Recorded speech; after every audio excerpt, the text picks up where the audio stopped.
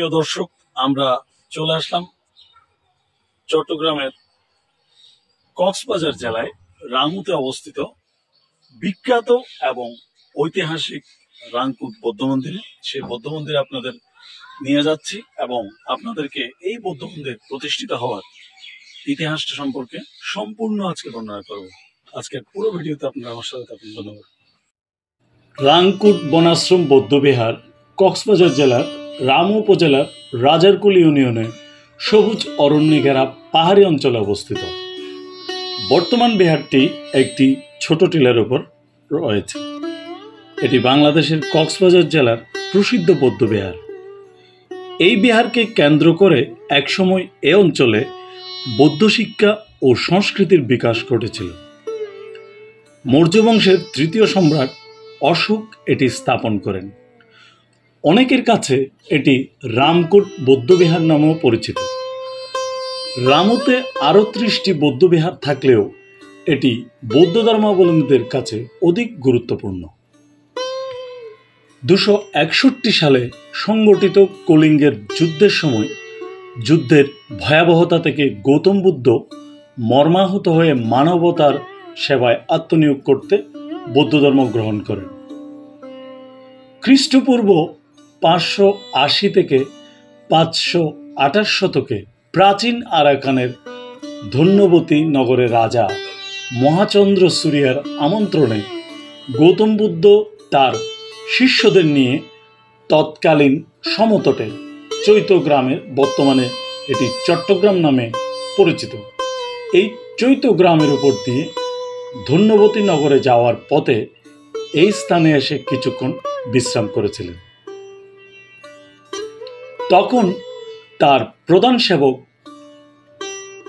আনন্দ স্থবিরকে উদ্দেশ্য করে ভবিষ্যৎবাণী করে বলেন, হে আনন্দ, পশ্চিম সমুদ্রের পূর্ব তীরে রম্যবতী নগরের পর্বত শীর্ষে আমার বক্কাদি স্থাপিত হবে। তখন এর নাম হবে রাং উ। এই রাখাইন শব্দের শাব্দিক অর্থ বক্কাস্তি, অর্থাৎ রাং অর্থ বক্ক, উ অর্থ বক্কাস্তি, আর কুট মানে স্থান। পরে বিভিন্ন সময় সম্রাট অশোক বুদ্ধের 45 বছর ব্যাপী 84,000 ধর্মবাণীকে বুদ্ধ জ্ঞানের প্রতীকরূপে বুদ্ধের অস্থি সংযোজিত 84,000 চৈত্য স্থাপন করেছিলেন, যার মধ্যে রামকুট বৌদ্ধবিহার একটি বলে মনে করা হয়।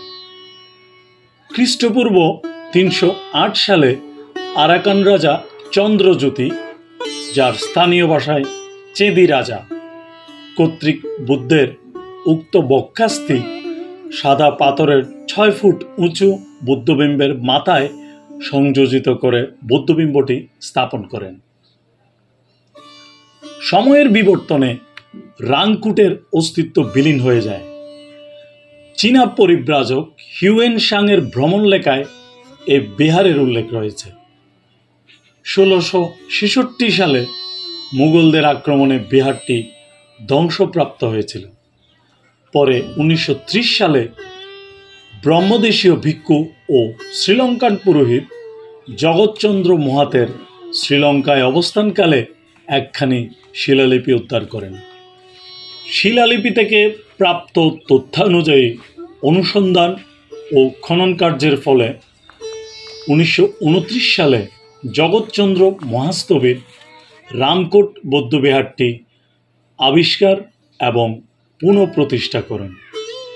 এরপর থেকে এখানে বুজ্জচক্র মেলা, ধর্মসংস্কন্দ পূজা সহ বিভিন্ন উৎসব পালিত হয়। জানা যায় 1966 সালের দিকে মন্দিরের সংস্কার করতে গিয়ে প্রজ্ঞাজ্যোতি মহাতের নামের এক ধর্ম সংস্কারক পরবর্তী 20 বছর এখানে অবস্থান করেন। 1988 সালে এক ডাকাতের শিকার হয়ে মহাতের রামকুট ছাড়েন।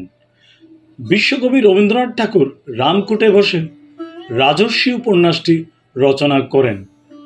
কবিগুরু হলদে ফুলের দেশ রামুকে রম্যভূমি হিসেবে সর্বপ্রথম আখ্যায়িত করেন।